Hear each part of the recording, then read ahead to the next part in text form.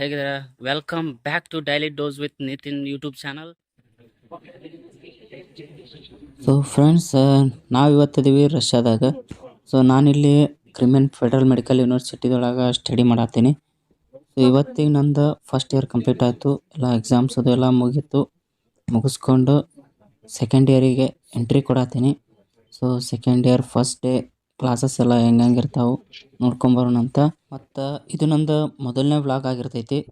ನಾನು daily vlogs ಮಾಡ್ಬೇಕಂತ ಅಂದ್ಕೊಂಡೀನಿ.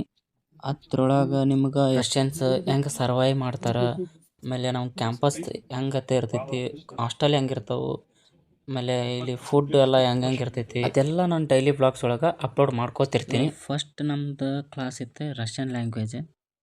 ಇಲ್ಲಿ ರಷ್ಯಾದೊಳಗೆ ರಷ್ಯನ್ ಕಲಿಲೇಬೇಕು, ಯಾಕಂದ್ರೆ ಪೇಷಂಟ್ಸ್ ಜೊತೆ ನಾವು ಕನ್ವರ್ಸೇಷನ್ ಮಾಡ್ಕೋಬೇಕಲ್ಲ.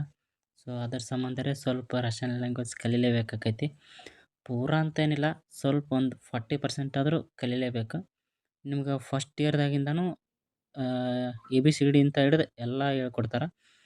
ಈಗ ನಮ್ಗೆ ಸೆಕೆಂಡ್ ಇಯರ್ದಾಗ ಎಲ್ಲ ಕನ್ವರ್ಸೇಷನ್ ಯಾವ ಥರ ಮಾಡ್ಬೇಕಂತಂದು ಹೇಳ್ಕೊಡತ್ತಾರೆ. ಈಗ ನೋಡಿರಿ, ಈಗ ನಮ್ಮ ಮ್ಯಾಮ್ ಎಲ್ಲ ಅಟೆಂಡೆನ್ಸ್ ತೊಗೊಳತ್ತಾರ.